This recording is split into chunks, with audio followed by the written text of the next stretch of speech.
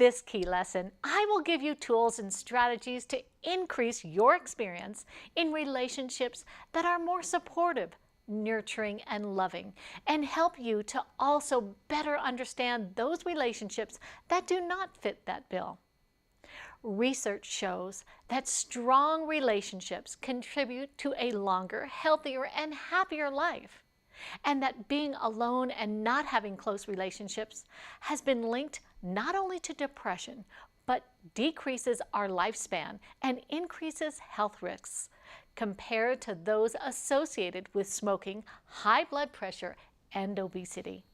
Healthy relationships can help you deal with stress more effectively and even feel more abundant.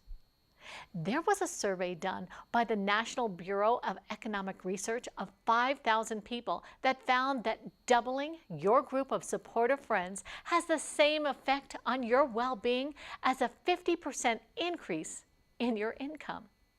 What we are talking about here is not just the quantity of your relationships, but the quality of your relationships, relationships that nurture us and are fulfilling. In the last 10 years or so, neuroscience has expanded research that shows that our brains are actually wired to relate to each other. It is our nature to connect, even when we pass each other on a walk or a jog just to say hello. Neuroscience calls this a neural bridge. Our brains have what science calls mirror neurons, and we are either in or out of sync with people we come in contact with every day. An example of mirror neurons is when you see someone and they smile, you smile. They yawn, you yawn. You cry, they cry. Have you noticed that when you are walking down the street and you go to move out of somebody's way and that person moves in the same direction that you do this awkward little shuffle or dance for a few seconds? You see, you are subconsciously mirroring each other. There is also research that shows that our emotions are contagious. Our emotions can spread from one person to another. We can pick up on other people's emotions, and we all emit energy that people pick up on every day. For example, we have probably all at some point in our lives walked into a room where two people have been fighting, and you can feel that tension in the air. It is not because you are a great psychic. Oh, this is not what you are feeling. But you feel it because you are picking up on the chemicals that are released into the air. And the opposite of that might be going on too. And you might be at an exercise class or a Zumba or a body step or a spin or a dance or other class, and you get involved and you feel all pumped up, and there is an upliftment in the energy in the room.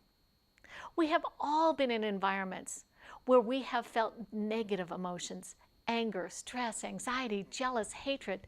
We can catch that energy, and it does affect us. Most don't realize that this negative news that they listen to repeatedly on TV has an effect.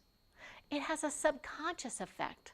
Also, those pharmaceutical advertisings that go on incessantly is toxic to our systems. We hear it, we start to believe it. Most of us have heard the quote that you are the average of the 5 people you spend the most time with, and that's from Jim Rohn. So I invite you to make a list of 5 people that you most spend time with.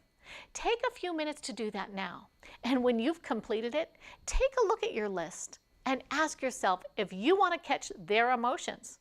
Also ask yourself, do those people want to spend time with you to catch your emotions? We can see why this is vitally important to cultivate relationships where we are more positive, as well as those we are closest to be supportive and emanate a life-giving energy where we can give and grow and thrive. This next strategy is adapted from a passage in Stuart Emery's book, Actualizations. You know, he talks about who is in your room. So imagine for a minute, you are in a room with only one door, and once you let people in that door, they can never get out. If that were the case, think about it. Who would you allow in your room?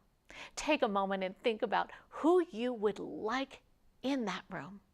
The quality of our life is a reflection of the quality of our relationships.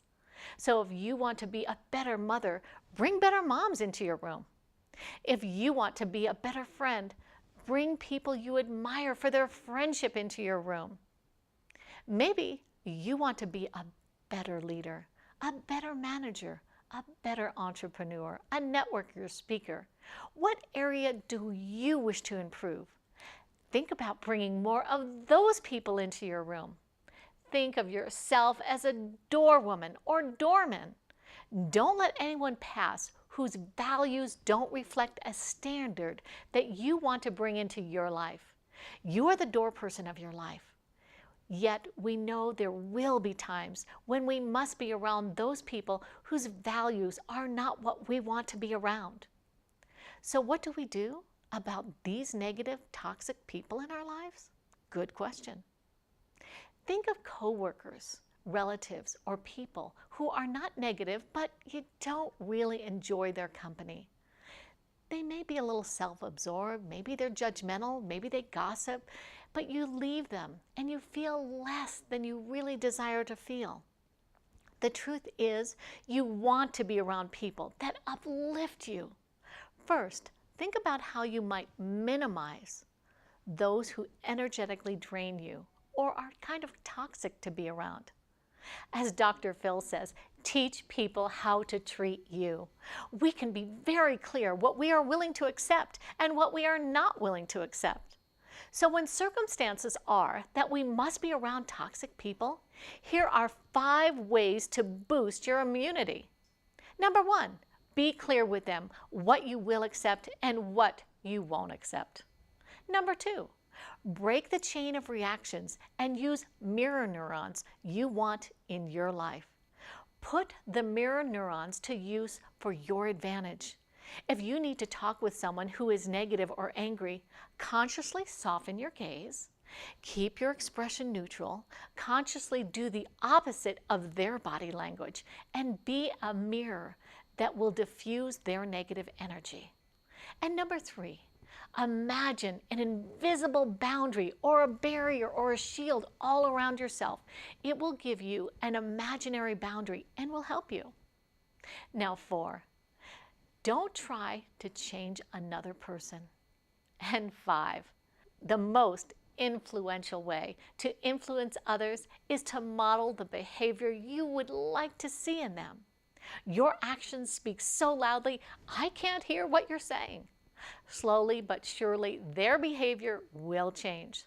This is not trickery or deceiving. It is just that we want stronger, more fulfilling relationships. We want to exhibit the behavior that we would like back.